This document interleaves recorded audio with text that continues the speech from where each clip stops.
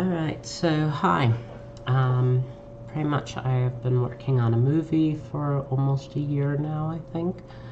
And I decided right now I'm kind of working on the end, but I figure this would be a good opportunity to show off a little bit on how I'm making it, and also kind of more of an animation lesson, I guess. And I'm going to pretty much go through all the little things that I do that sort of help out in making a scene. I'm not really a professional by this by any means. My animation probably looks very choppy, but I figured I don't really mind that it looks choppy. I mean, I like the old Ray Harryhausen ways that he would animate, stop motion animation, and like Phil Tippett's type of animation, and to me that's good. I actually sort of worked on, I'm kind of trying to get the animation to look less like computer animation, more like stop motion, or more like older movies. So a lot of what I've done with this is working on making this not look so much like not so many dynamic camera angles or more older angles. Even though this last scene does have a pretty dynamic one, you could pretty much not get unless you had a motion control setup. If you were doing this in reality. But a lot of the angles I use in this little film are pretty much used off of what Hollywood can do with current technology, not a camera that can go anywhere, but like a camera on a boom that I've seen before they actually had CG stuff. So that's kind of what I've been working on. And this last scene that I'm working on kind of gives a good example of showing how to do both walking and walking in another creature as well. So that's kind of why I wanted to do this video right now. Let me see, it won't let me do that.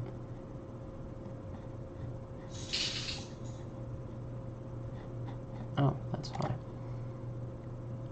Okay. There we go. Just moved my face out of the way. I stuck it over in the properties window. I've got two screens running right now, so this is kind of cool. But, and reason why everything is all blue, I'm just using the matte cats, or matte cap, whatever. I just use it for kind of making everything look a little bit different than the normal Blender gray. And right now this is the scene. You're not really going to see any of the texturing as much as just the really basic scene, but I've got this is the current set, I guess you could call it. We've got a facility, this giant grain silo thing. The grain silos is actually from a European version or variant of grain silos, and the whole reason I did that was pretty much because I like this staircase. When you're looking straight down it, it has this really cool triple staircase effect. And then I have this, which is a wind tunnel, which is just for the hair on the spider, and the light source, which is up here. Now the whole scene is actually lit with a HDIR image, but most of the time, because of sort of the limited amount of computing power I have to play with, I can't use all of that all the time. So what I've kind of done, since I know I have a limited amount of power to play with and I can't really show all that much, I've been using a lot of depth of field tricks from the computer or from the camera, so that you pretty much can make the depth of field only focused on what you want it to focus on and kind of blur out the rest of the background.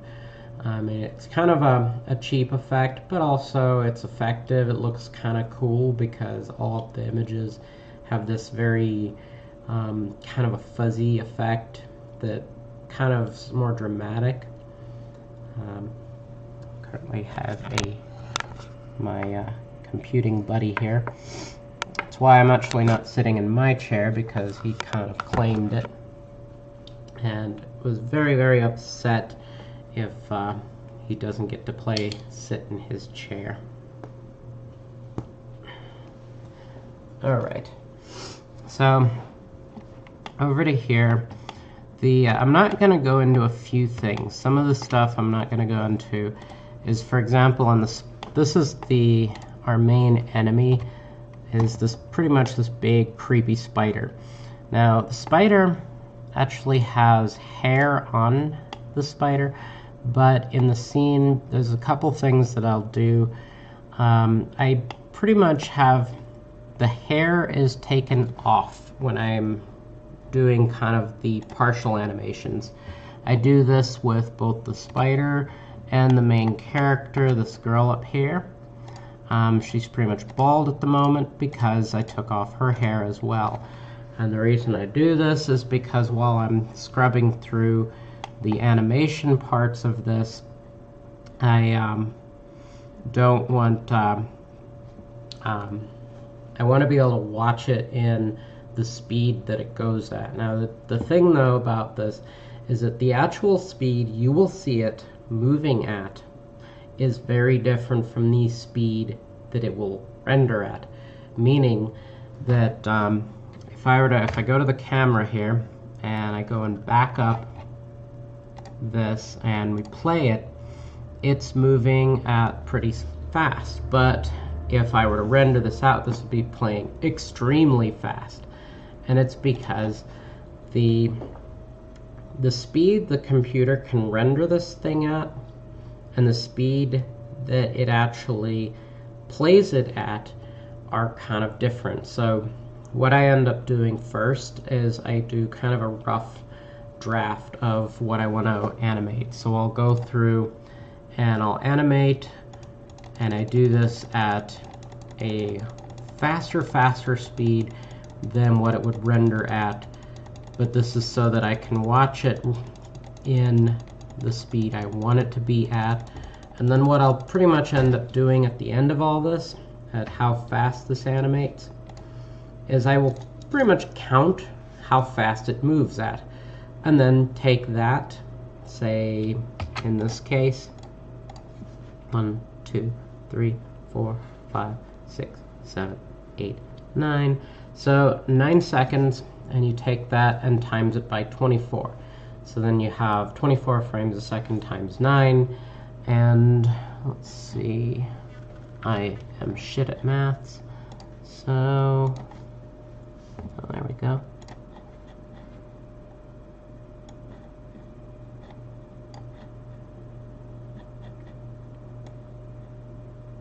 Oops.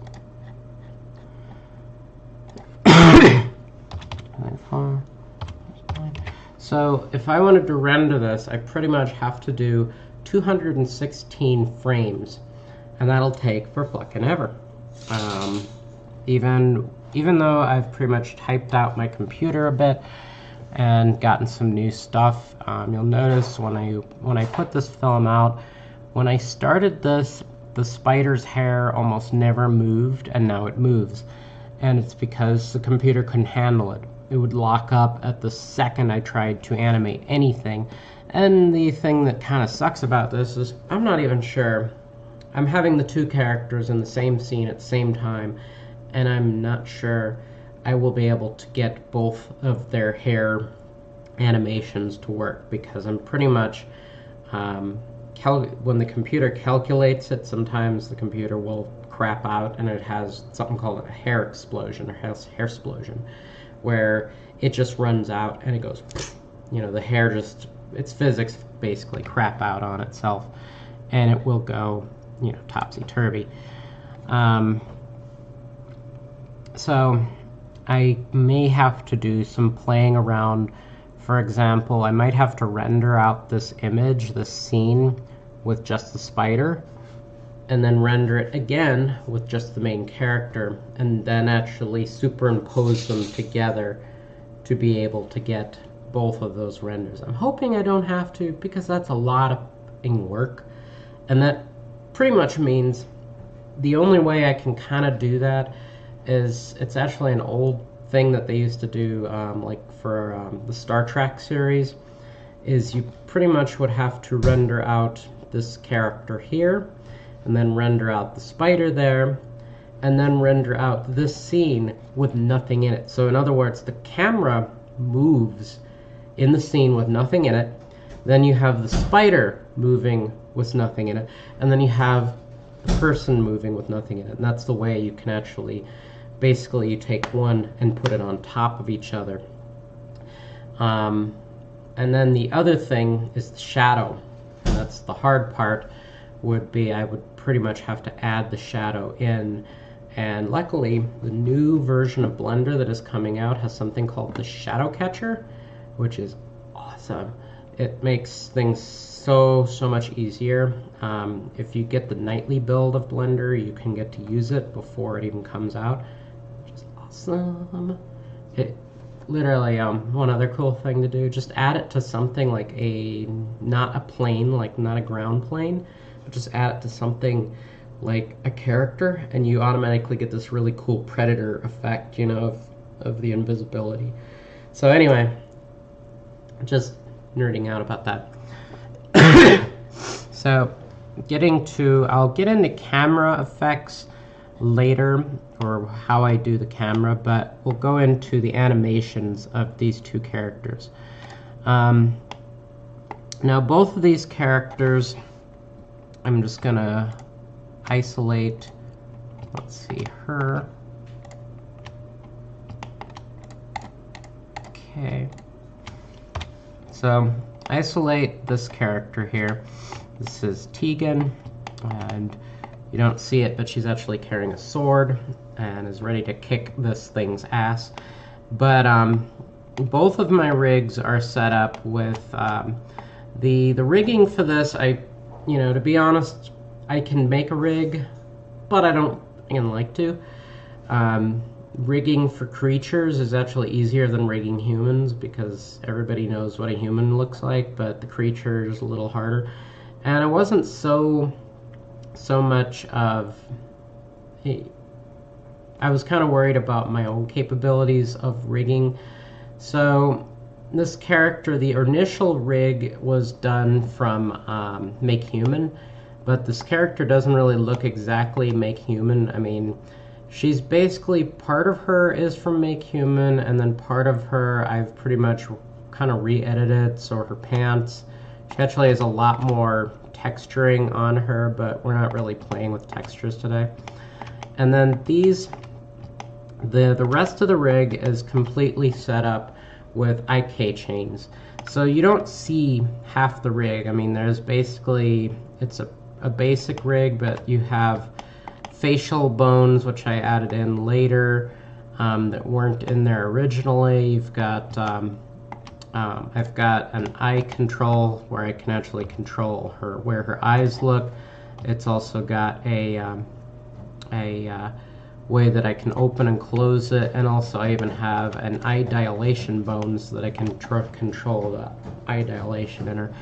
And also we've got movement of her arms, but these are all through IK chains, where each one of these is an IK bone sticking out.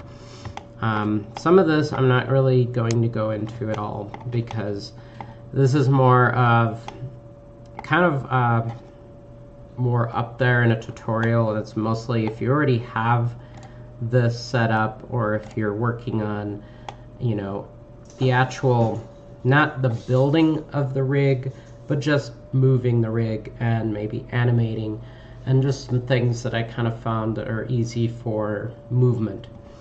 So, and the same thing can be said for the spider, which is down here, and their rig. Their rig is completely me, just pretty much because, well, you can't just find a spider rig. I mean, maybe you can, but the spider, this is all IK bones. There's nothing that is FK. These are all inverse kinematics. So, and I kind of wish I would have added a bone towards the middle of the spider and kind of have this bone that's sticking above the spider, which is because mostly the spider, I've been mostly controlling it above it, almost like a marionette. And I kind of wanted to get that effect too, of getting this really kind of creepy motion of it. But it would have probably helped out, because in this scene the spider is walking upward. So you've got one bone here that's controlling the body of the spider. However, all of these bones, the legs and the butt, are disconnected. Well, I think the butt's connected to here, but pretty much all the body bones are connected to this bone, and then all of these bones for the legs are actually connected to this. This is a floor bone, which works for if it's on the ground, but it's also just pretty much a placement bone. And both of them have this, but I have the floor controls turned off so that you can move it because it's walking up the side of an object. But and then that way you can have all of the legs stay in place wherever you move the body, and then you move the legs separate.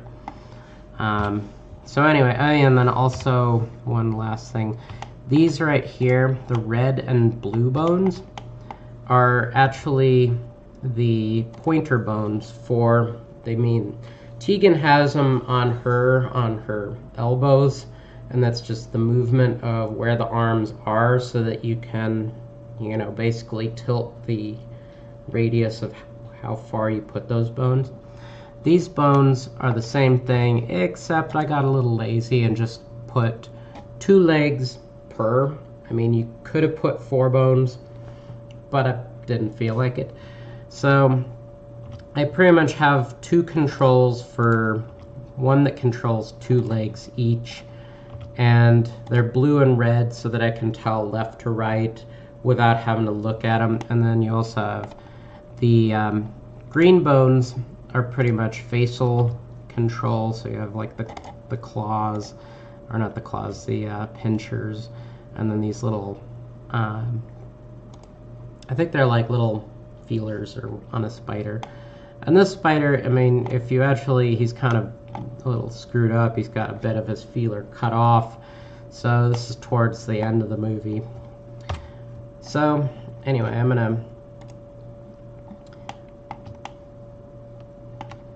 I have a few points on here where I wanted to have this scene where if I back it up and I put this in, the whole scene, this is actually kind of an homage to Alfred Hitchcock's Vertigo. The Vertigo shot, if you don't know, it's really awesome and cool, but it is essentially a push. It's, let me see, I have this little device here. A Vertigo shot is where you have a camera on like a dolly or something, and you push in with the camera and you move out the perspective on it. So let me see if I can get right terms. The focus of the camera. So in this case, the focal length, I wanted to get a big shot. So the focal length is keyframed in at 9.14. And then as it moves in, this focal length will change. And so right now the camera is just moving over the characters, and I was kind of very particular to keep both characters in the same spot at the same time.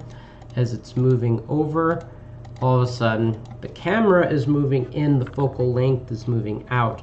And this really awesome effect is, if you look at the background, is you don't really notice it at first until right there.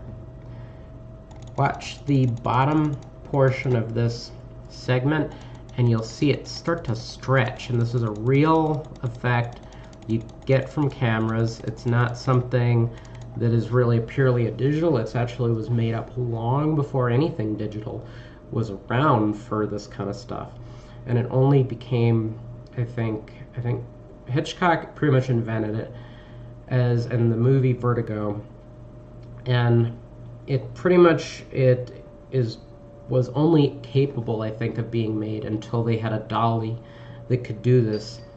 And I think it had to actually have something to do with like a device or something that made it so you could do that, or maybe it was just the dolly. But either way, until then they didn't have cameras that could really do this. And if you want to see this shot, you could look up Vertigo shot, or if you don't know that one, there's also where I saw it originally as a kid, Jaws. The very first scene where Chief Brody sees the shark attacking somebody, they show this push effect and everything moves out around it. And I think I also saw it from the original Tomb Raider. The very, very opening scene, they have this effect from a digital camera. But it took me forever to find how to do this shot because I didn't know what the hell it was called.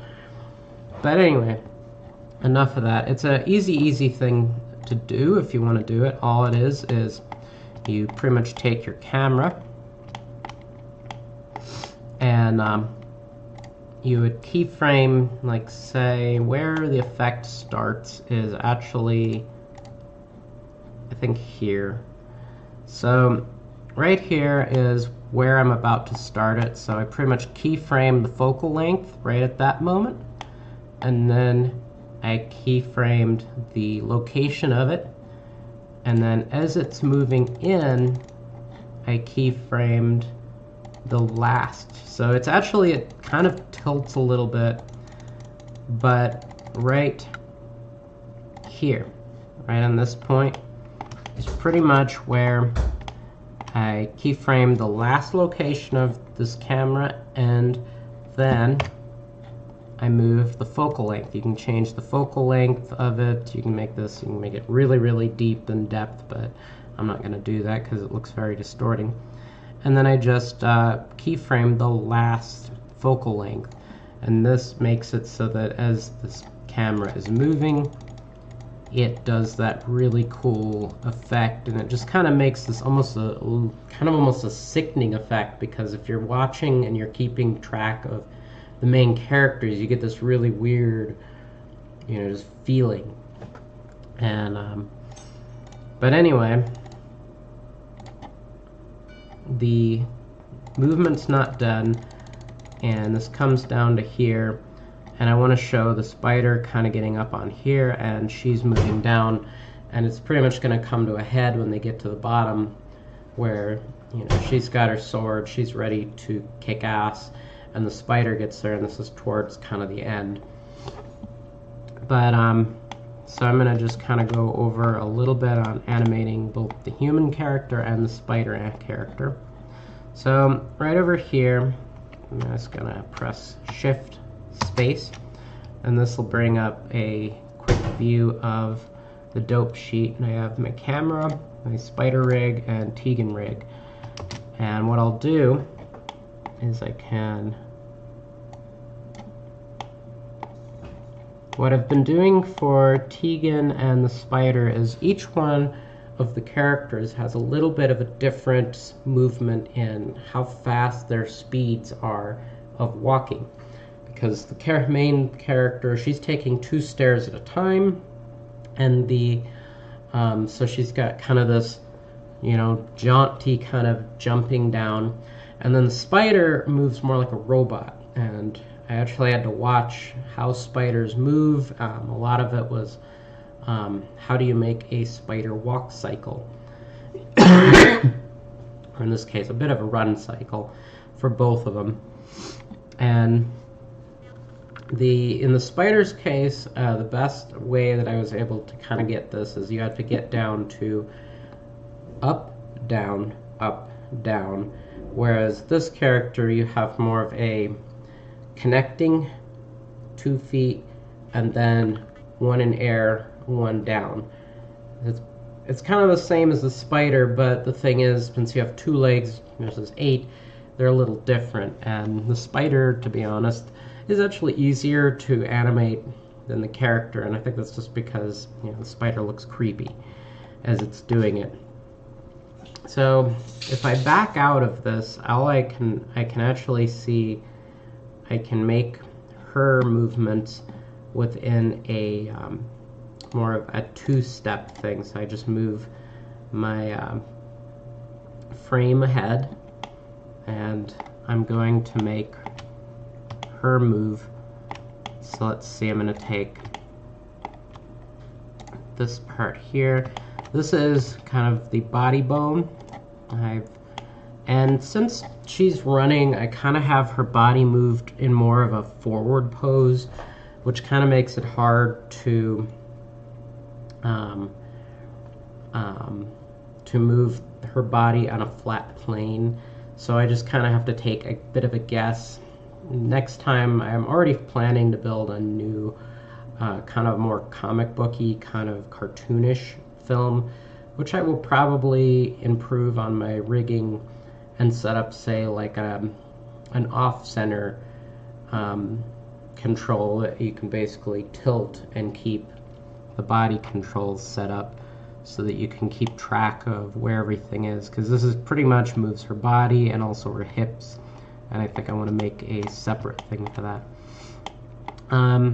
This set is kind of hard to get a hang of because it's I like using more of orthographic controls, but stuff gets in the way in this scene. So right here, doing an orthographic mode I think really helps out with keeping everything where it is. So I'm pretty much just going to move her body to about in the middle of this step, because she's taking 2 steps at a time. This is sort of because I built a lot of damn steps and I didn't really want to animate through all of that. But also, I mean, it's kind of maybe if you've ever gone and you're pissed off and stuff, you do that. I mean, I've done that when I used to be in school and get in a fight or something. I would be taking 2 steps at a time. So anyway, I'm just going to move her foot out here. I'm going to go into perspective mode because that's kind of where it makes it easier to see. And a lot of this takes a lot of time to get used to how your rig looks. I mean, I can actually do this in a way without even really seeing exactly everything. And the way I have her feet rigged, the rig I found somebody online who showed how to do this rig setup. It's on YouTube. So I mean, a lot of this stuff, you know, I didn't invent everything my own way, but I found what's the best way to do this, and this is one of them. So in this case, I call this a space boot rig. So her this foot boot or foot is not connected to her shoe, so you can pretty much take it off her foot completely, move it out to where you're going to do the connecting to. And problem is I can't really see exactly, so if I turn X-ray off on her foot, I can pretty much place it a little bit beneath the ground, and that's where the connecting of her heel will be. But because the character is set up about like this, and now you can see the bones in her inside, you can't see them now. So now that's where the foot will connect, and then I will grab the body bone, move that about to midway, and you can see that her foot isn't there yet, but it's in the middle of connecting. And then I will take this bone here, that's the heel bone, move her heel up a little bit, and then we want to fix the arms, because the arms won't follow either. They're all of the bones on my characters are pretty much disconnected, and they're connected to a floor bone or a positioning bone, where the rest of the body is in a free float. And why I kind of do this is that it makes it so that you could leave an arm, say, on a door and move it away, and it doesn't look as though, so that way they make a lot better connections to walls and stuff if I want them to. So I want to fix the arms. Pretty much I just have to reconnect them. And you just drag it forward, so her arm will fall. So I'm going to just leave it about right there. Let's see, move it up a little bit. And then I have this, which is the elbow control bone. And I'm going to do the same with this one. Just move that ahead a bit. And I'm going to go press 7, 5, look straight down. And I want to put her hand a little over the railing, about like there. And then I'm going to go and just drag this down. I have some of the stuff in the scene is in global and local, and I'll just switch between them.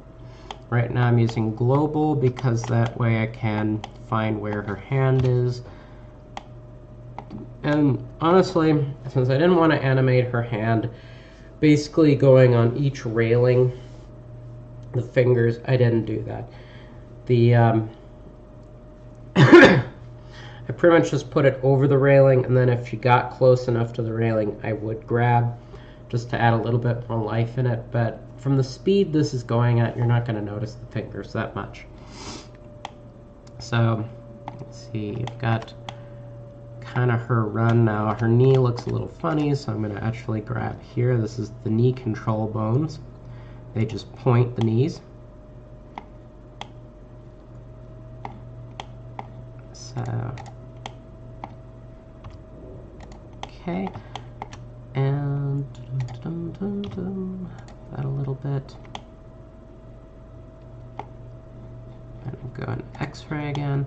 I have the collarbone here, which I can move as well. I'm just going to move that down a little bit.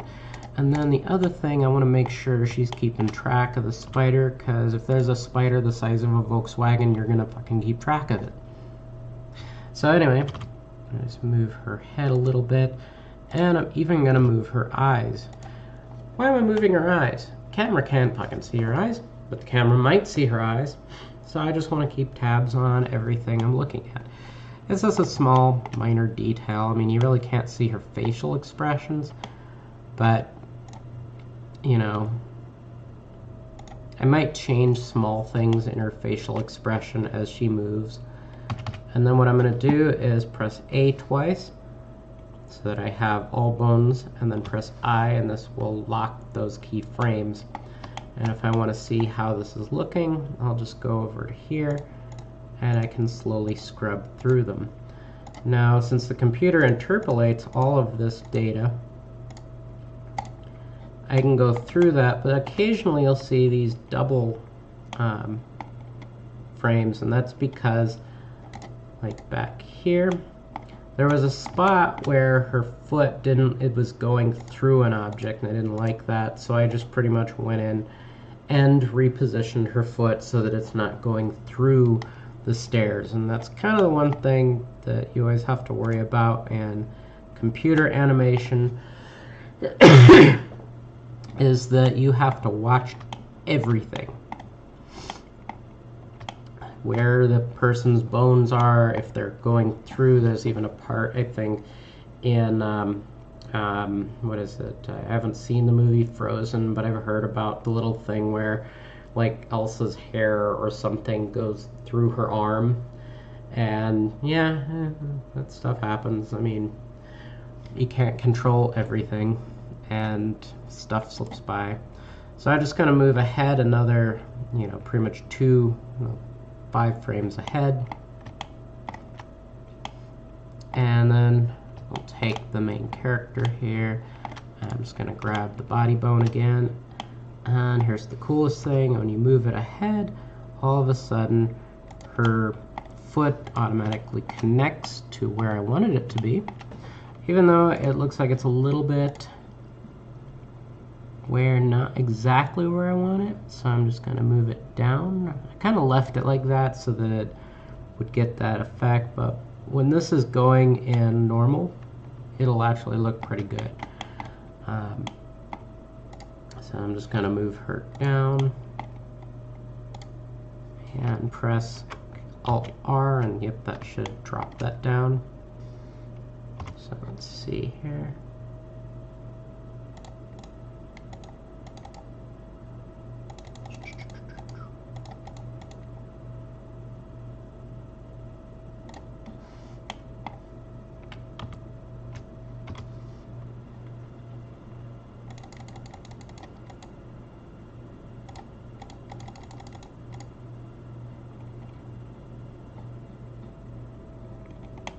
I didn't keyframe her body, so that didn't work.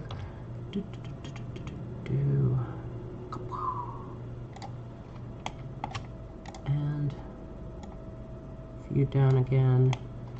And then I'm also going to make sure it's the same rotation.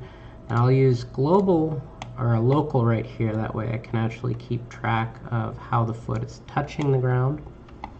That's kind of where I will switch between them. And also because her foot is connected there, I can actually move it a little bit.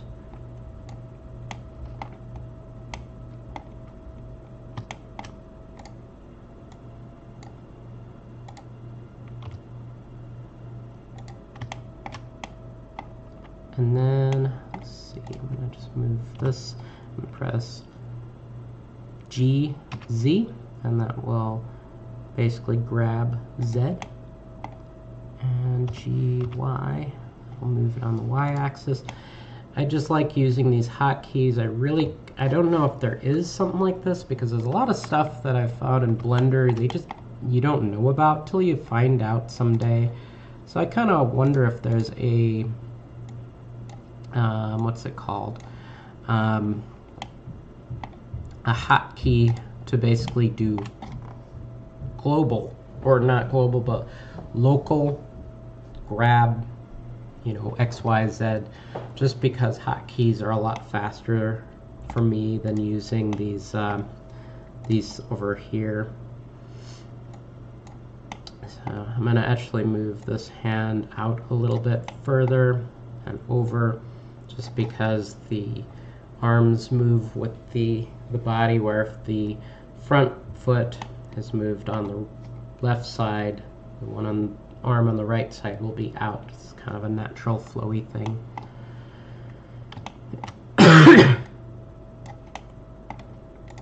Grab onto that thing right there. Just switch back over to global, that way I can position this a little easier.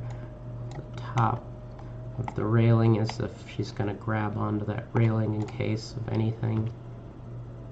Move this.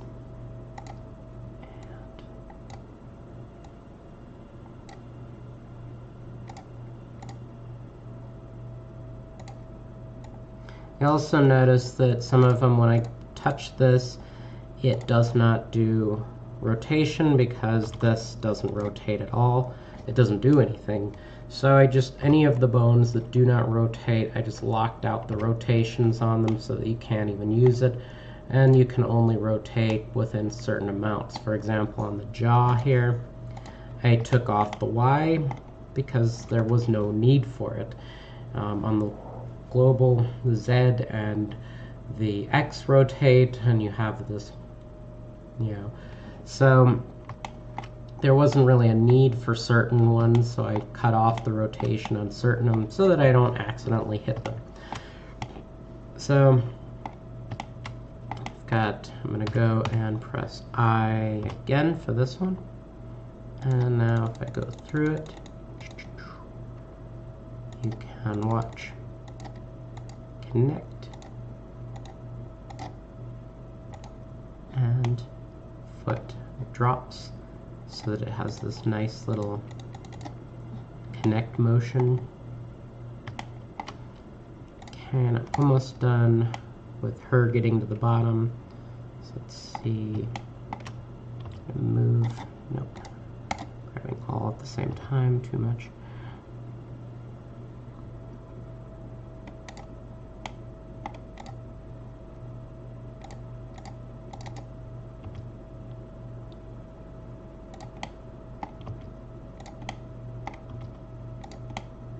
Keeping the legs from going too far apart. I'm going to grab this here, press Alt R, and Alt R just clears any rotations in that bone. And then I'm going to grab this and just rotate the whole foot out.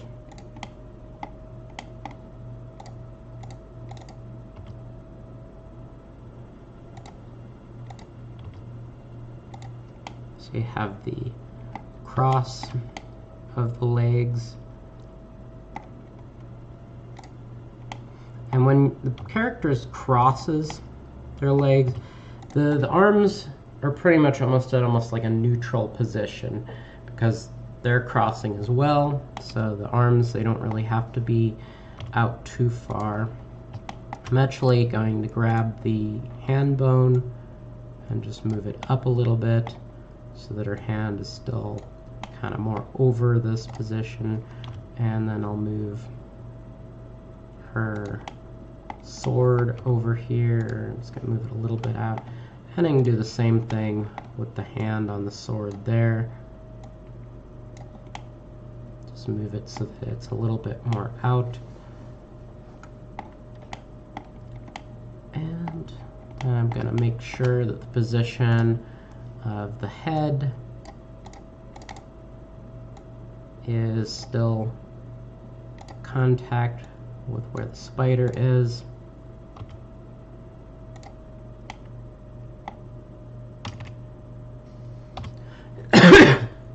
That's just kind of a general. And then I'm going to go over to the spider here, because the actual running of both of these characters is actually a little bit off center. I did that on purpose so that I didn't want the flow to be so perfect. I wanted them to both be moving. And the spider's legs move faster, their drop speed compared to hers is she's got a bigger gait, where the spider is actually doing a lot of little steps. So if we go over to the spider, I'm going to back the view up here, and if you're not just basically not paying attention to the camera, I'm just going to come down to where the spider is, and you can kind of see his gait, and you can watch it go over the tops of stuff. This is actually kind of harder to animate, but it gives me an idea where I think I'd like a robot spider tank. And yeah, I'm a fan of Ghost in the Shell, but I kind of like this idea of a walking tank or something. That, yeah, I know it's not a new idea, but I kind of think it's cool. You know, just the way that it does this. So the spider has a kind of a different, has a more of a 4-to-4 gait, so that compared to her, so now we have both of them in the same general spot, and I just want to have him coming up here, so I'm going to go grab body, move him out a little bit. And the one thing I'm not really paying so much attention to, spider doesn't really have feet. I mean, when you see the spider, he's covered in hair and has almost like claws on the end there. And you can actually look up on Facebook, there's a couple things that I've seen of the spider's feet are actually kind of cute, which is kind of weird to think about. I mean, they look like kitten cute. I mean, that's just, you know, you see this creepy ass spider running, and then you think about, he has like cute little paws. It's just sort of weird. But cute paws aside, this thing is dangerous and going to eat her. So I'm gonna just move him up, and the legs will kind of go a little topsy And I'm going to rotate the body a little bit here. The spider that I made is kind of actually based off of a human skull. I mean, I literally took a skull that I had and edited a bit to make the spider's body, because it's not a normal spider. I mean, how many times do you come across a spider the size of a Volkswagen? You don't. So I kind of wanted to make him look somewhat demonic. Now I'm going to keyframe one keyframe right there, but it's just because I want to go and keep where his body is, but I want to back up and see, because this right here is the connecting, all feet are together, and then each and every other one of these is basically up, down, up, down. So this is up, so I want to make sure this is the last one that's up, so this should be the next one that'll go up. So I'm going to move this and just kind of move the spider's leg, and this is kind of the motion in between where they'll be. I'm going to go to global and just move this out a little bit. Because the spider, it's going to come up onto this platform and it's going to pretty much connect. And I want to have this scene where they both reach the bottom of the spider's on the stairs, kind of blocking her path. That she reaches the bottom platform, and pretty much she's going to have switch hands. You're going to have sort of a Western, like look between them where the spider rears up and she basically pulls out this blade. So you have kind of this dramatic moment at the bottom where you know it's about to go down. Spider's walk cycle is that pretty much if you have 8 legs, let me see if I can do this. This one goes up and this one will go up. And then, so it's like, this is hard to do with your hands, but pretty much a spider's walk cycle is whatever leg is up, like if this one's up here, if we were a biped, this one's up, the other one will be up. So it's the same exact thing as a person, except in reverse. So you have, this one will be up, this one will be up, these two will stay down, and then the reverse side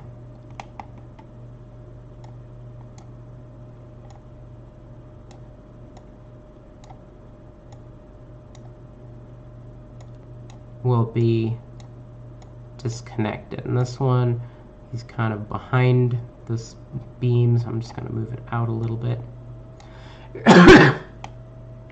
I might have to fix that with interpolation because it's probably not going to look right. And then this one, which is pretty much extended all the way out, that's the one that's going to definitely be moving.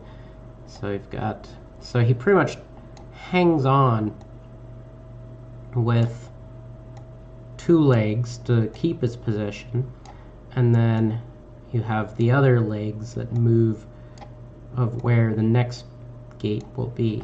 And then you can see that the kind of butt section, or I don't know, thorax, I forget what it's called, is kind of hanging here, and you have the leg that is pointing through it and looks weird.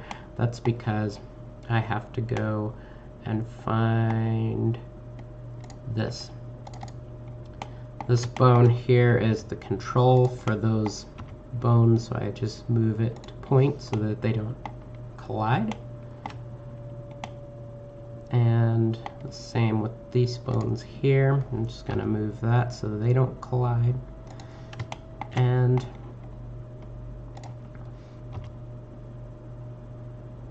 every once in a while I'll just add a little bit of facial expression.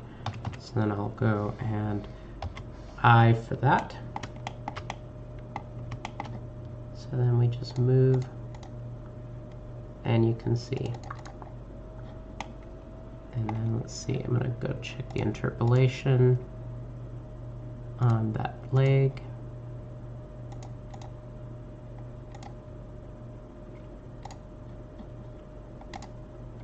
So yeah, we'll just move this on the x-axis just a tiny bit out and over on the y. And that just makes it look a little bit, even though you may not even see this, I just make sure that I'm kind of covering bases. So now it looks like he's disconnected that leg out and then moves it back. So, okay, then I just want to make sure I'm keeping track of how far we go. So then we get 4 spaces there. And so the next pose will be all connected again. So I just move the body up.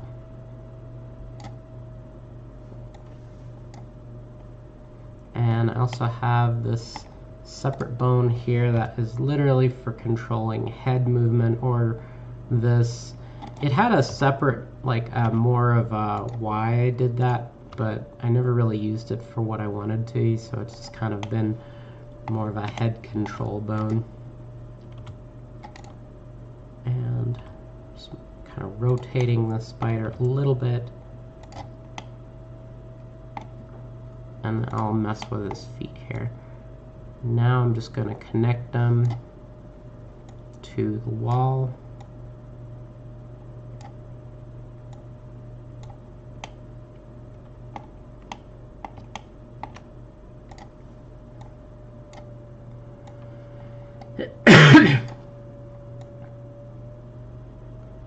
Grab onto this cage here.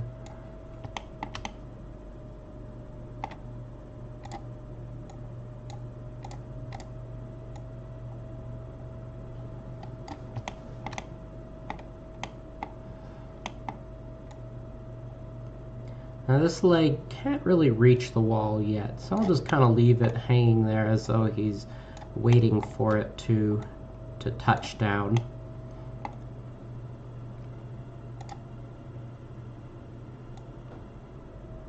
This one will kind of slide up a little bit, and then this one I'll just touch about right here.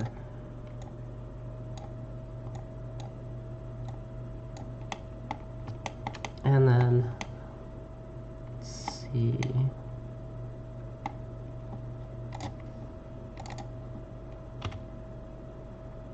Just gonna move that bone out a little bit.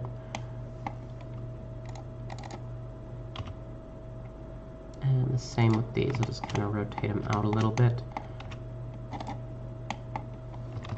And eye. And then we have,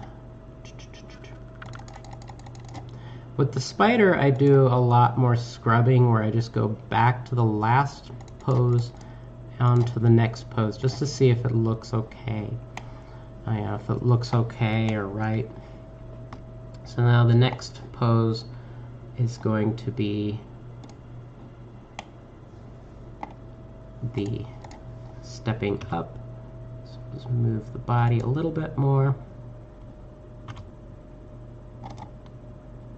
Rotate a little bit in. If you press double R, you will free rotate. So that way I can do that. And I want the spider to come facing her. So I'm actually going to purposely start rotating it a little bit that way. And all right, so just basically going to finish off with this.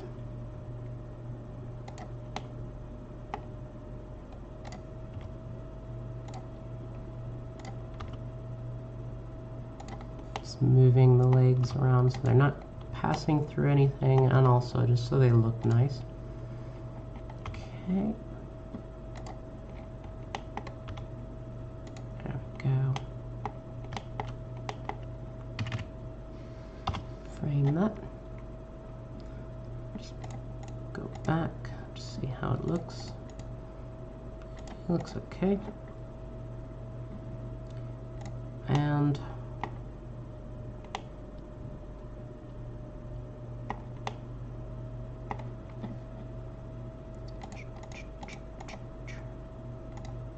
down,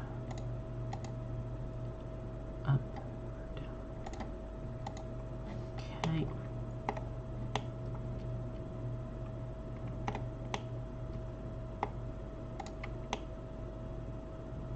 is kind of where the feet change a little bit different, because I have one up here, and that's actually because the other one was a little up, so I kind of left it out there.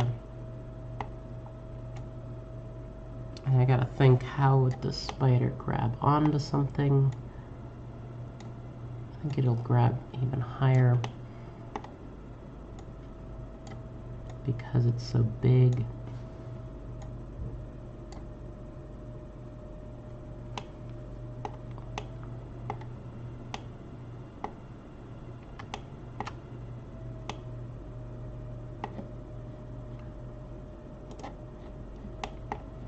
Here up.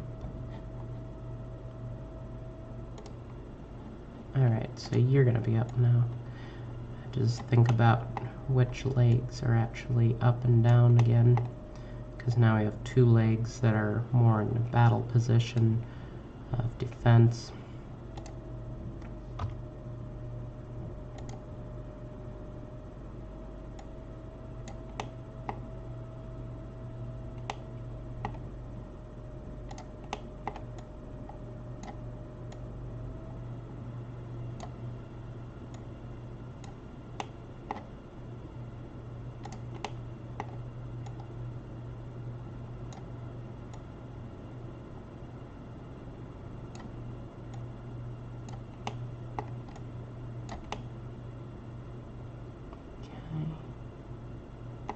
And then you should be up.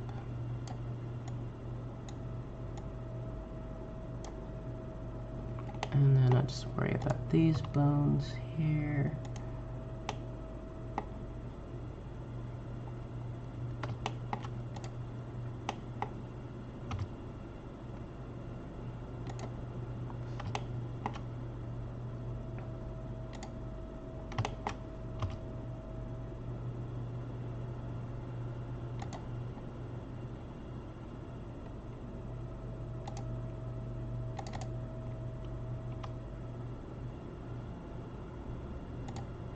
Okay, frame that back through, almost there.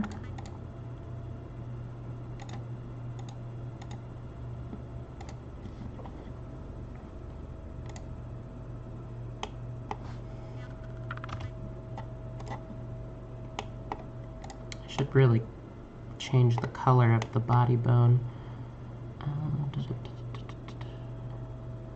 Bone colors. Let's see where.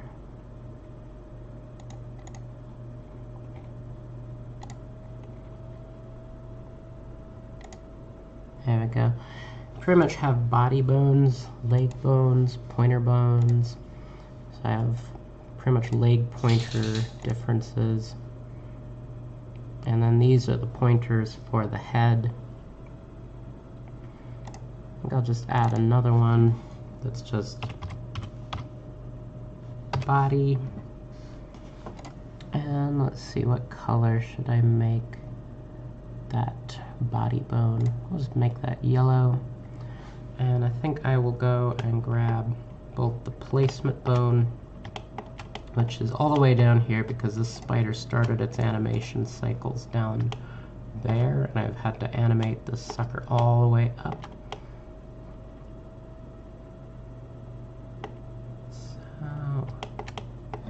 We'll go and assign, so now that should be, yep, that's a yellow bone. Let me find where the,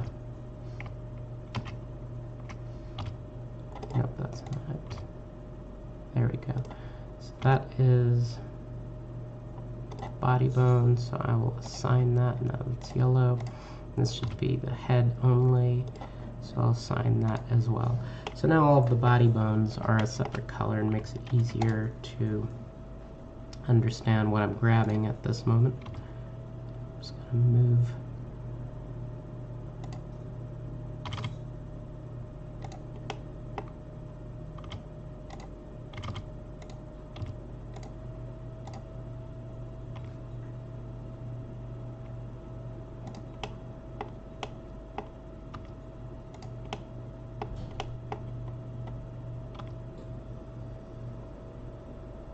I can actually touch that now. I think I'll just leave it down there though. Okay.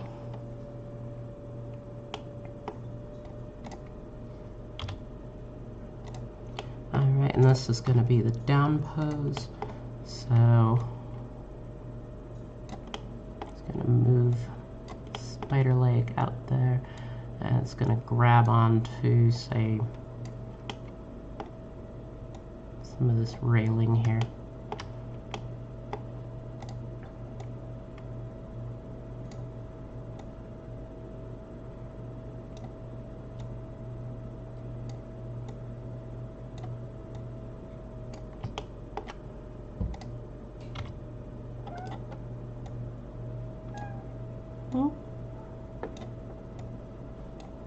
Kitten mewing beneath me.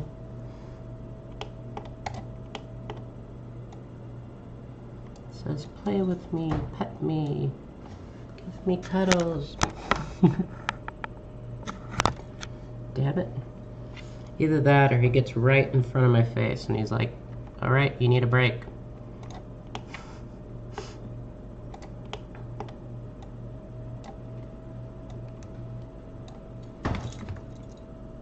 Really?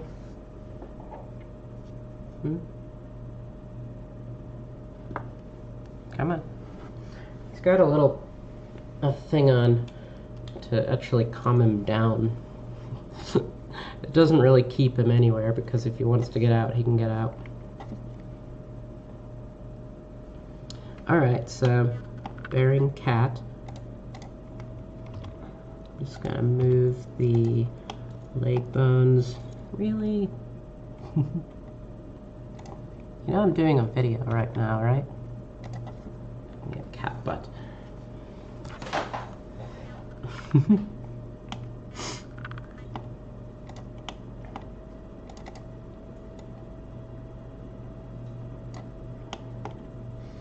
And let's see, where's the other bone? There we go. Grab this. I'm just gonna move it out and need to find the other left. There we go.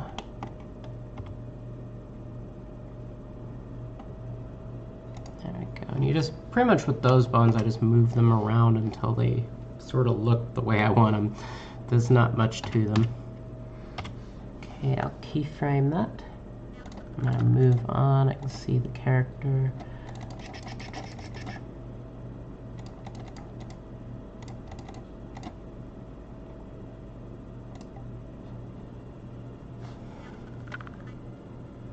Okay. I'm actually almost running out of what the hell the spider's gonna do, because all I had was I wanted him to get to the bottom platform, and I'm thinking, how will this look kind of cool? So I'm just gonna move the spider's butt back into place there and almost give it a rotate body.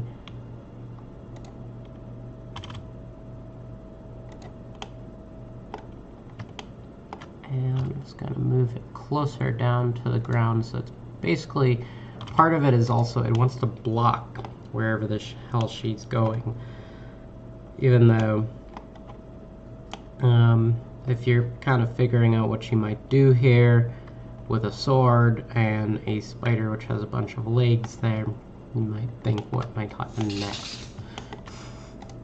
And the thing that's kind of funny with this is I kind of gave this, I had this general idea in my head how I wanted to do this and what I wanted to look like, but I kind of didn't have this storyboarded out. The storyboard, everything that's happening in this and animating in this is pretty much happening on the fly of what the environment looks like, etc.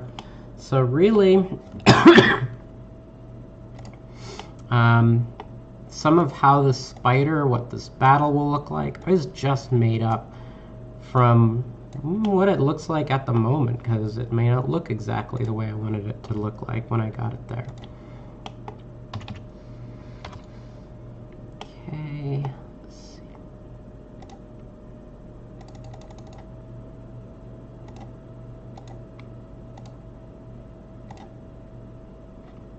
And at this point, I don't even need to really, it's not even doing the walk cycle anymore. It's just kind of getting into an action pose of sort.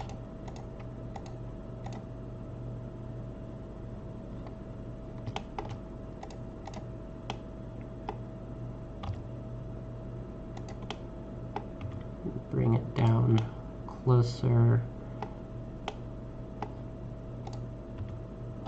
And I think I'm going to bring this leg up even.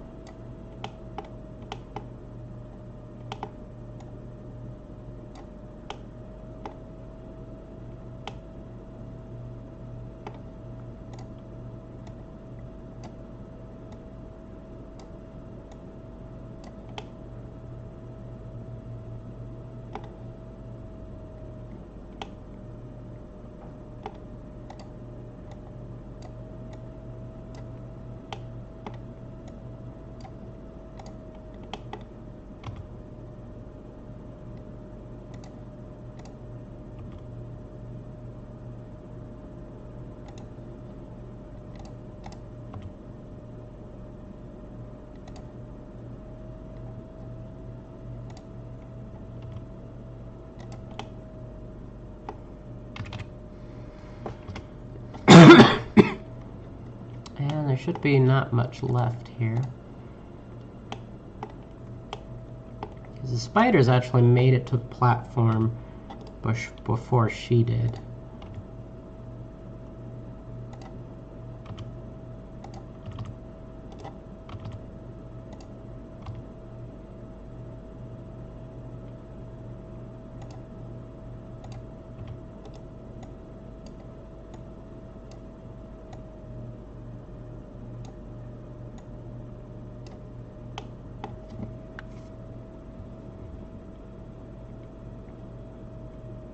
I'm actually going to make, what would the spider do in this case? If the spider's meaning to actually attack her, the spider can just start to attack already, because it's already at where she is. It's already ready to kick ass, and she's just making it to the platform. So I think I'm actually going to make the spider pretty much starting its attack, because it doesn't need to wait.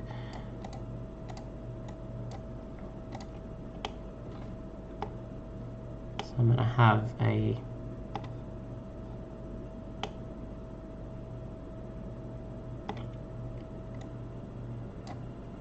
up pose to its legs, because it's getting ready to move again.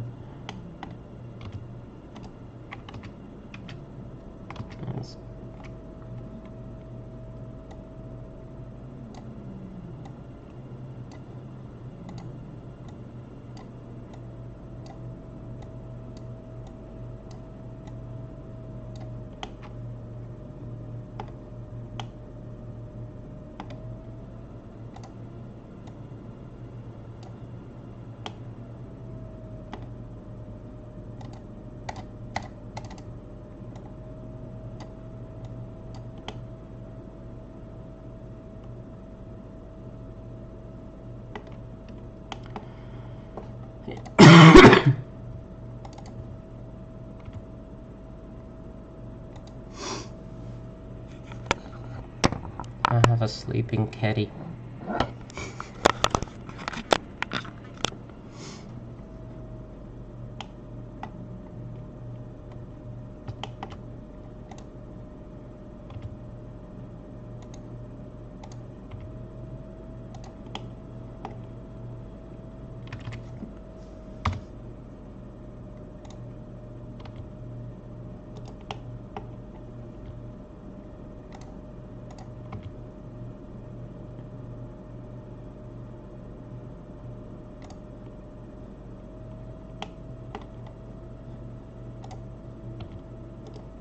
I'm looking for, maybe I should have changed the color of the front and the back ones, but it doesn't really matter.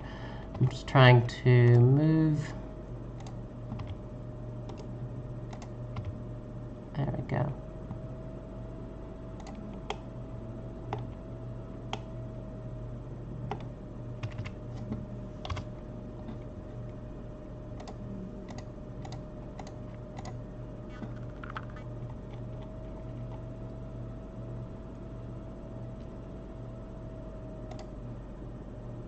So I'm gonna get Tegan into her pose, and then I think I'll actually, since I don't actually need to, I can match the spider's last pose to her pose. So it's almost like they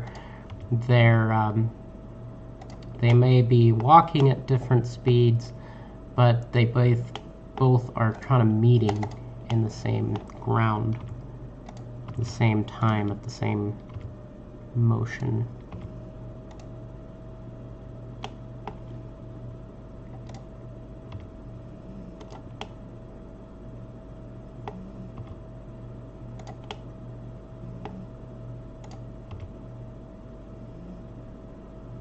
Gonna pull these little feelers back up in about there, that way it kind of has a little bit more protection.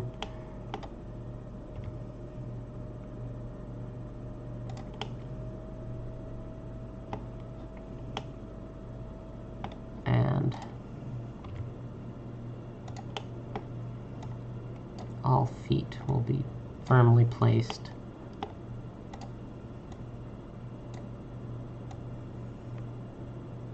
I'm not going to worry about that little funkiness of that foot because I'm going to move it here in a second. I just need to move that foot bone again.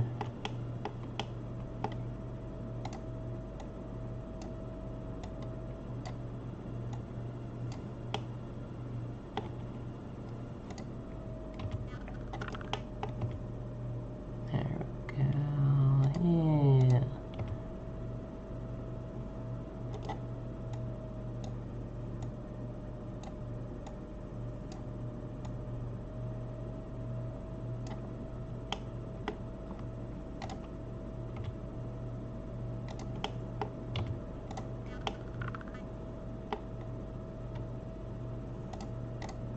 And I don't want that to go through the wall, so I'll just back that leg up a bit.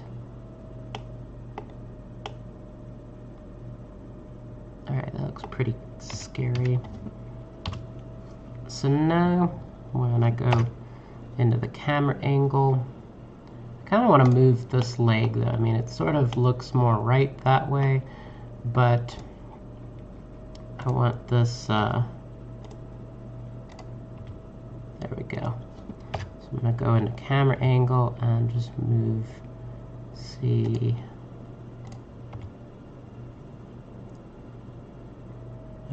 basically see the spider's face and the camera at the same time, and actually move this almost way up here, and then that looks more like you're gonna see its face, but you also see this really big claw, you know, in the air. And it looks like it might swatter. You know, you don't know what the spider's gonna do. So when I run it in the speed,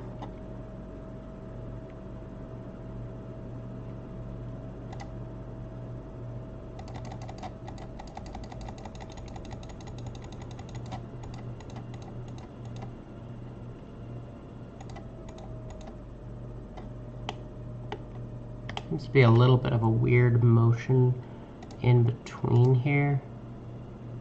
So I'm going to go through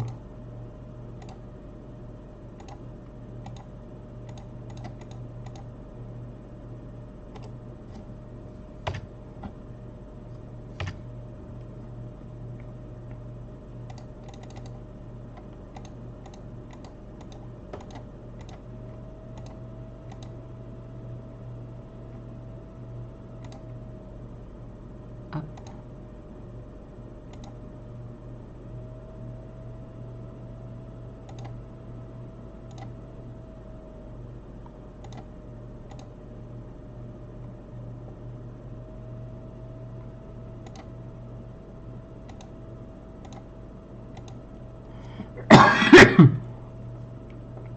So in between there's almost, looks like too much motion and where the spider sits. So a couple things I'm going to do is from here to here, let's see, the spider's on the platform, that's about where in between these frames here is the spider looks a little strange. So I'm going to do is click on those frames only and press scale, and this will scale those frames out a little bit. So this should be a little bit of a slower motion to what he's doing.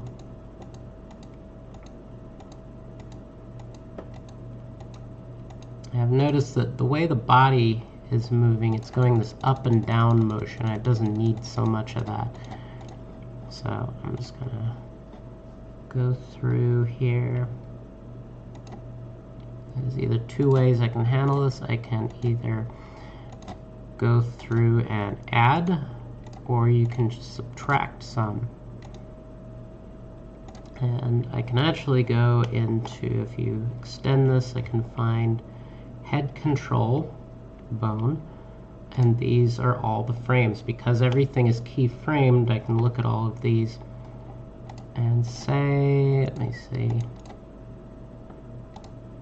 there when it's high, I kind of like that, but it's low, lower, and then it comes back up to high.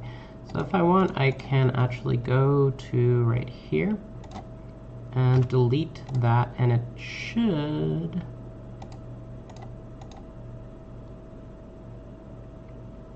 wait, that's head control.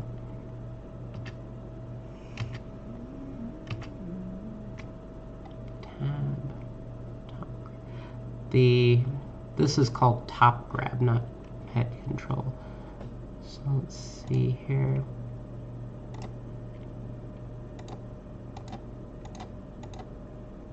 We have up, I like that pose. Down, too far down, middle. So I'm going to go to this one that's kind of too far down. Delete that, and now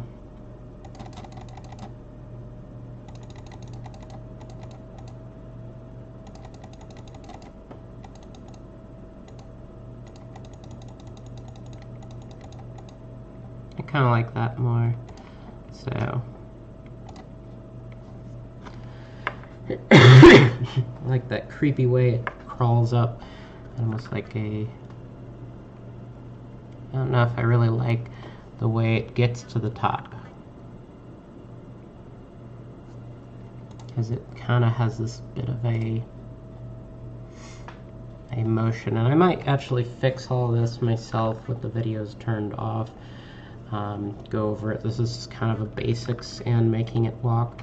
But so now I've got everything set up. Now what's the last bits to do is the actual rendering, and I want to go a little bit over that. For one thing, hair, if anybody knows a better way of doing some of this, maybe baking the hair out, but I'm going to try and animate these together. This might take a lot of work. What is this? Delete that. So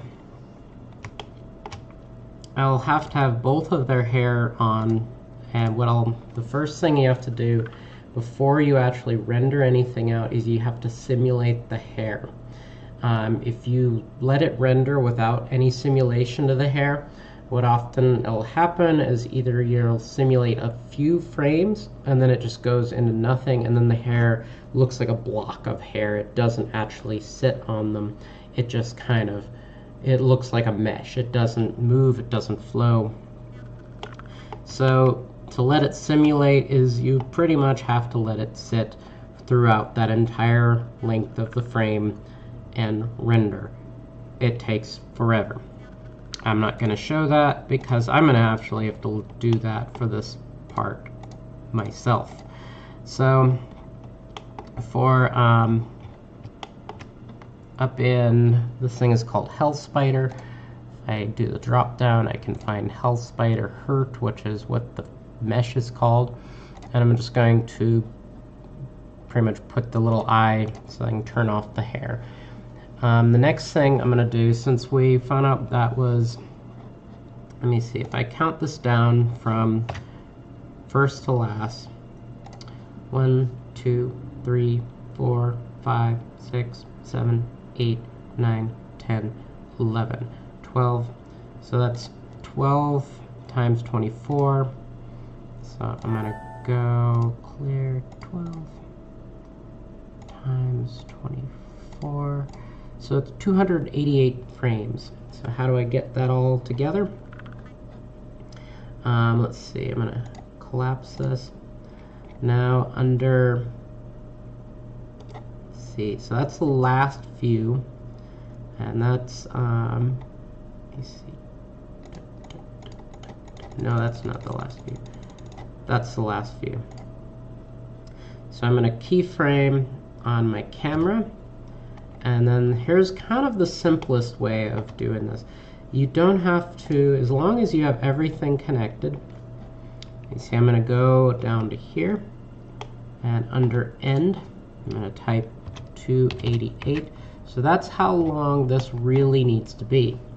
And then I'll just press A on all of my, on the dope sheet, and scale all of this out to fit 288 frames. There's other ways you can do this, but this is the way I kind of like. And then the last part of this is the rendering itself. So now this is actually how fast this goes. I mean, it looks very slow now, and this is the reason why I did it a lot faster, so that the preview moves exactly the speed I want it to go at, but this is the speed that the computer needs to render it at. And once you add the hair, this is going to be a lot more. So one of the ways on how to save on how much rendering you actually have to do is one, under the seed, I will keyframe a 1, and then on the last frame I will keyframe 288. And what this does is it makes that graininess that shows up in the blender, in the render, will pretty much be animated with it, so you don't see it as much. Second thing, this scene has a lot more light added to it, but you'll notice down here in my light paths, I have everything dropped down to a bare minimum of pretty much 1 for diffuse, gloss, transmission volume. Max transparency is 8, and the max for the bounces is 123, and minimum is 8. Normally it's been 1 to 8 bounces. And I've kind of found that if you press Shift Z to see what this looks like rendering, and I will look up in the top of tracing samples, and you can actually get that these views, I might add a little extra light to this or play with the lighting in my scene to get this more lit, because that's not a lot of lighting. That's why I actually jacked the bouncing up a little bit, because this is such a closed-in area. But most of this film I have wanted to see that very dark, you know, lighting where you don't get to see the monster, you don't get to see all the details. And I think that's kind of what made, for example, Aliens a really awesome flick, or Aliens, or the Alien, the original one. Pretty much you didn't get to see the monster, you didn't see this monster in all of what it was till the very end of it. And it kind of made it even creepier when you don't get to see it, because it lets your imagination fill in. So I'm purposely not leading this in, but right now the sample for this is like about 80 frames, and it's all black, it's kind of inky, but it looks almost comic booky. Now the thing is, you don't actually have to let that render out more than 80 frames if you don't want to. It doesn't, if it's not adding more detail to that frame, why are you going to let it render that far? Because there's no real reason.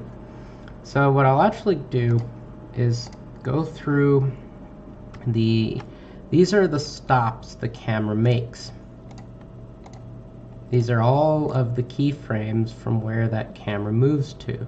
What I'll do is I'll just press Shift Z on each of these major camera steps and let it render out, and just watch and check the counter up in the top. If it's rendering out and you see it render at 30 samples and that looks good, set it at 30 samples. It's just mainly, it's a way of making the it's a way of saving some computing power. Is by saving it, I mean, you're not sitting around forever waiting for something that's 80 frames when you don't need 80 frames. I pretty much figure if you don't need it, you don't need to waste on it. Oh yeah, and also another thing, if you want to know how I kind of got this really kind of sharp lighting in there, there's only one light set up in this, and it's the sun. And if you go to, here we go, under lighting, you just make the size of the sun basically a lot smaller.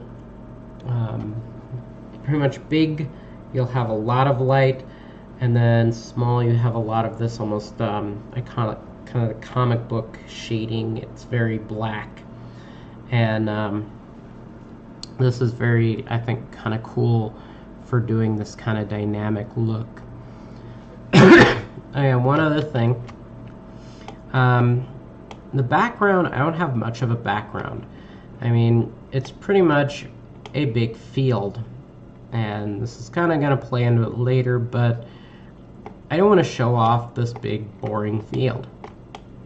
I want to show off the main characters, and I want to show off from this perspective of what I want you to see is the spiders, the characters in this environment. That's it. So one of the things that I'll do with my camera is there's this, you go to display limits, and you will see that little X will show up, or that plus sign, whatever you want to call it, will show how far the depth of field is. And what you'll have to do to make the depth of field work is you have to mess around with the aperture here. They have two different ones. One is f-stop and one is radius. F-stop works rather good if you understand what f-stop is on a regular camera, or radius is what I usually use. It's kind of the same thing, it just uses it a different way. But when you render this out, you can actually play around with the size of the depth of field, and it will start to make the background almost kind of blurry. But what this kind of does when you do it is it makes sure that wherever the radius is on that camera, or the distances, this will make sure where you want the audience to look. Like I can, as I increase this thing to say, I'll just go to 1, that'll make it really kind of fuzzy. And that makes it so you can only really see, well, right now you can't see almost anything. That's because the distance is right in the middle of here and there's nothing to see there. So if I move the distance to about here, you'll probably see Tegan, but you won't see any of the background. It's all going to be blurry. So what I'm actually going to do is I will drop this down to 0. That's the size of where the f-stop, so it's almost nothing right now. It'll just be clear as a bell, and I kind of want you to see that from clear as a bell, because I want to be able to see the characters at the same time. So I'm going to actually move this distance.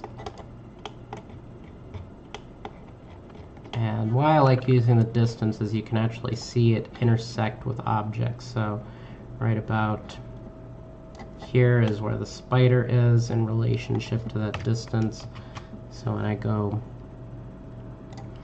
and say I make this to 0.05, so it should fuzz out some of what's in the foreground, but it would actually put the focus you can't see my finger, it'll put the focus more on the spider right there and less on her. And this is actually on kind of on purpose, but you can still see her. So I'm going to go and keyframe that size as well. I'm going to press save because sometimes my computer craps out while I do this part. So I'm going to go and move it further. And, oh wait a minute.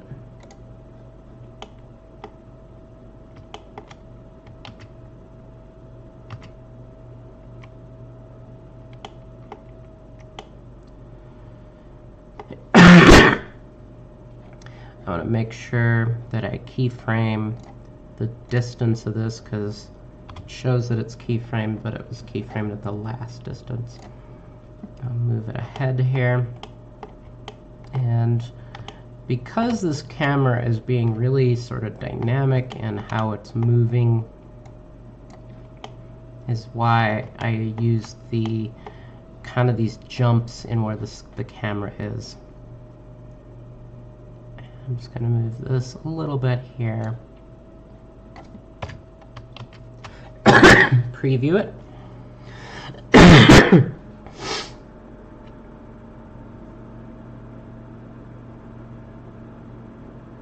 I can see the spider is kind of almost clarity. She's kind of fuzzy.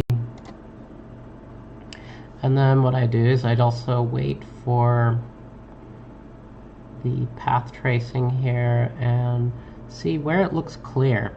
I mean, when she's going to be running, she's going to have her hair piece will be on, and as it's moving, you're going to see this bouncing of the hair. So that's why I'm not too concerned, because she's going to be looking like a lot of motion as well. So what I'm going to do, I'm just waiting for this, and it starts to look good at about 60 renders, or render tracing, whatever samples. So I'm going to keyframe that, move to the next a bit, go to the camera. Let me just, let's see. I'm going to move, since the camera and everything is moving in relationship as I'm moving, I have to go and keyframe the distance again.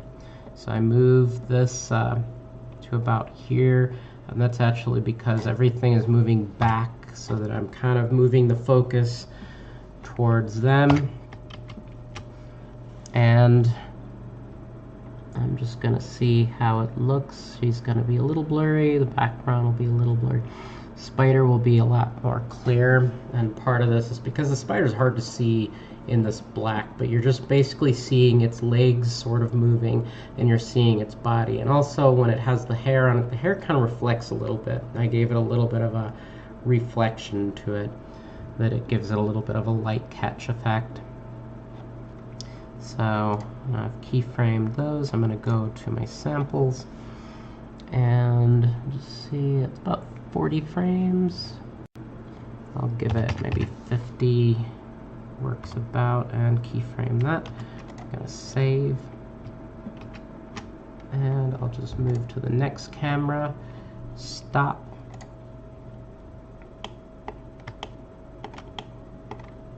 Okay, seeing where the camera is sitting. They are almost meeting each other. Just gonna move this right about there. Keyframe it.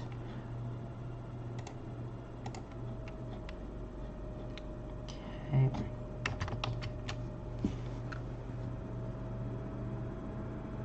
And just render it out again. Go back to my camera or my render sets.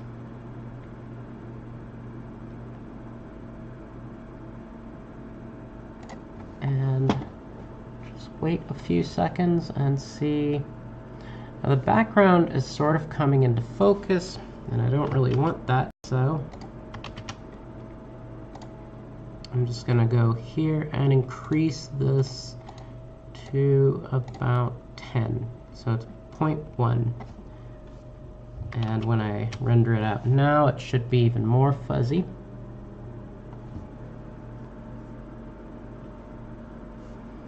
And when I can move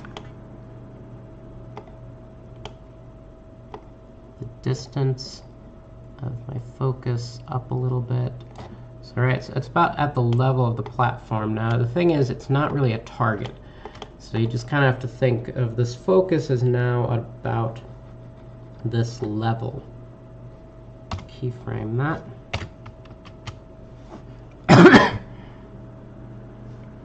So in other words, the focus is coming closer to her and less off the spider, but at the same time, the focus is getting out of the background as well. So another way to do this is you can actually just move the depth distance with just by literally watching in here.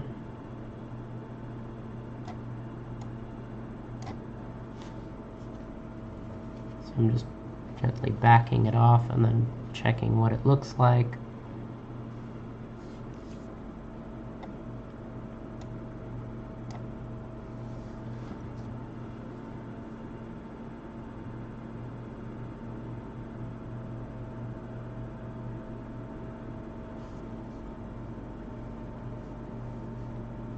Eventually, my hope is, this is why I'm planning to do kind of a cartoon series, is the next animated thing I want to do, is that I'll be able to render a lot more things and objects in the scene without making my computer die.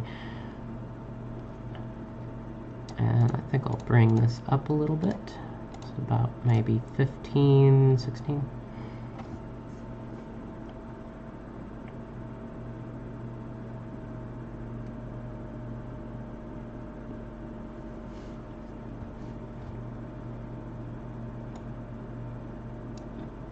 What I also have to think about is that all of this stuff is happening really rather fast. So you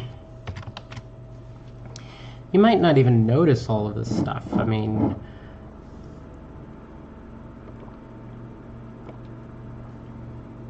and then that's too much.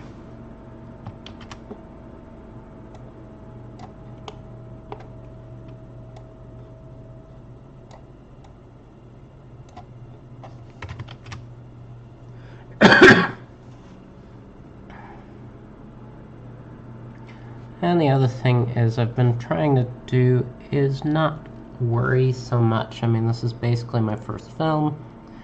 I'm not worrying so greatly about all of this. So I'm just going to keyframe the aperture and the distance right there, and just stay with that, because this is kind of an in-between shot.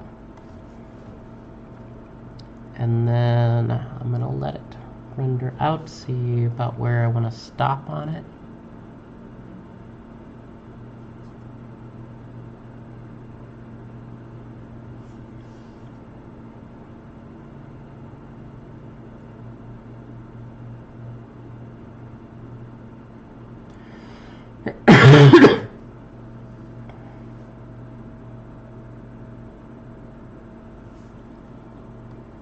I think at about 60 should work about there. Yeah, keyframe 60. And then I'll go to the next one. And then pretty much what you'll do with this is you go from the next to the next to the next until you have all of the shots in here. And then, since I just may not make this video so long, I'm gonna go and explain sort of how I'll do this later. So once you've got the seed set up, you've got the render presets, each and every single one of these, so the actual samples per this is going to go in and out depending on how good you want that scene to look. And if you don't need more than 80 samples or even 25 samples. It just whatever the scene calls for. And this is kind of why I'm going to do cartoons. Cartoons don't need more than maybe like 5 samples will work. So that's kind of why I'm going to do this next. So in the middle of this, so you've got your rendering set up, you've got the focal length of the camera, because right now we can definitely see the background, and I don't like the background. If you have it very clear, it's not looking good at all. So I'm going to do is to set focal, the distance for the focus, I'm going to put kind of right in the middle, keyframe it, move this up to 1. It's going to be too much.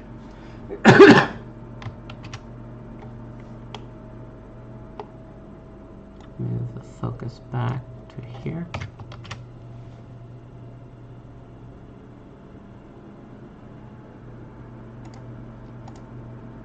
Back the amount of aperture off. Be 0.5. And you'll notice now the spider is mostly in focus. She's kind of out of focus. So I'm going to make this maybe 0.3.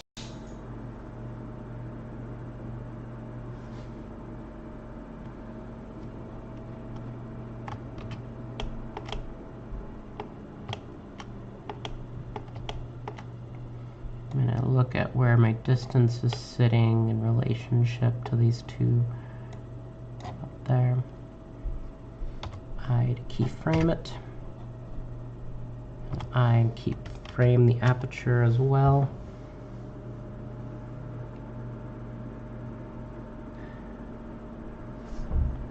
And I'm going to back off on my aperture to 0.2.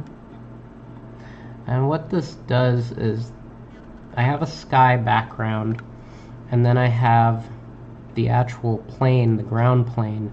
And since the ground plane, I want it to look less like a, like a ground plane, and it actually has grass on it, so you'll maybe see a little bit of grass moving in the background as well. But the ground plane, it just doesn't, when you're looking at the horizon, and the horizon never looks like a flat, hard edge unless you're looking at the side of a mountain. So I kind of do this on purpose with the depth of field, and it gives that background more of a fuzziness effect, so that it kind of has this more of a depth of how far you're going.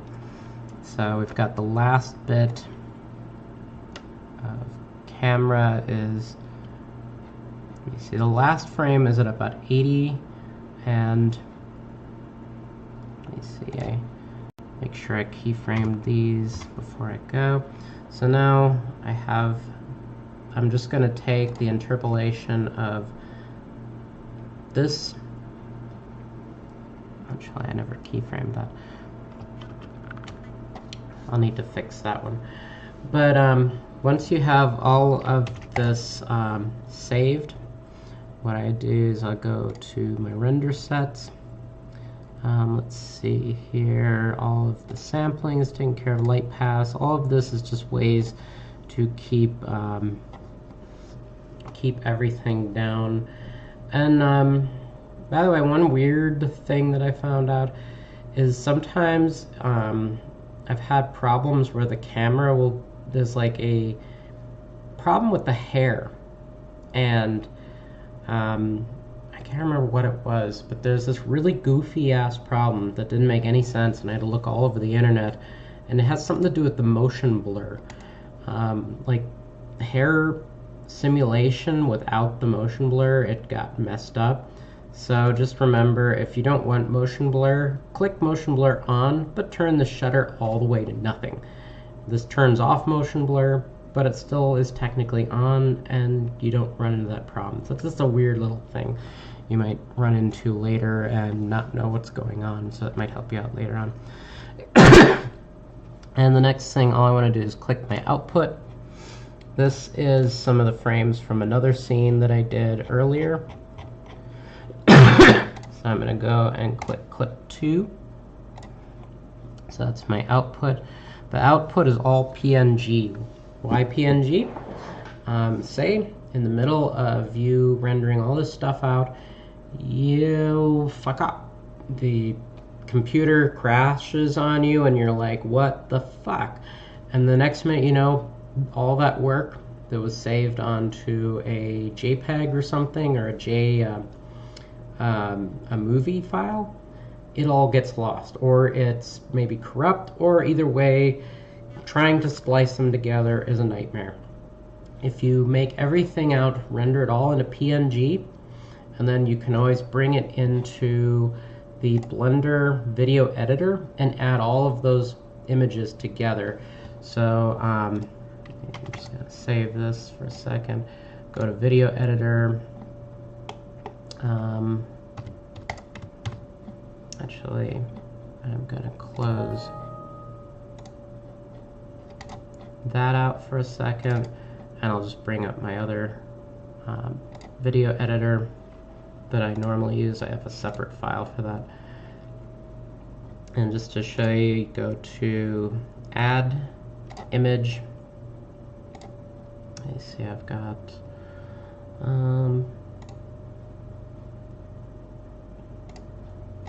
so this is my images from last time I was doing this. And now if you want, you can watch it. You can actually watch the spider in motion. And that's what the spider looks like when it's rendered all out with the blood and the hair on it. And then you get all of these images out and it makes it move. And then you just save this out as a video file and voila.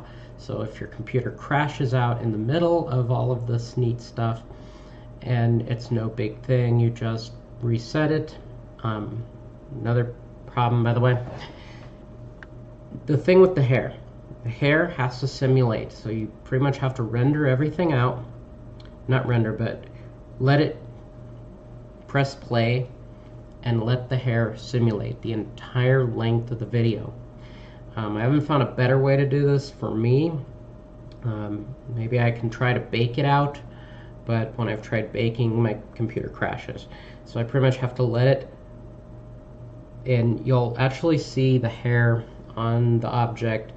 It'll have like a little red line below it, and that means that it is simulating and it is saving. So you can actually go through and watch it move, and then it will, you can see the hair flowing.